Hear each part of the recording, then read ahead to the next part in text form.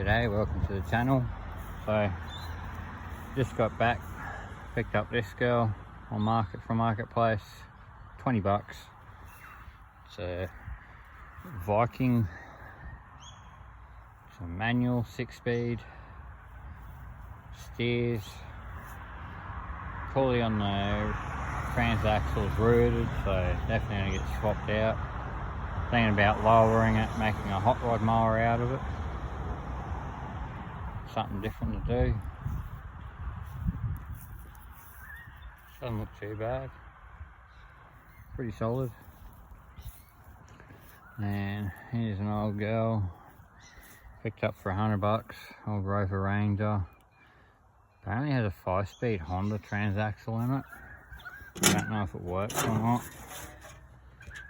You can kind of see it's actually got a transaxle in it. And a standard push mower engine. It isn't connected, it's actually got a snapped crankshaft. So, yeah. 2 project mowers. Potentially hot rod mowers. So, stay tuned, see how it goes.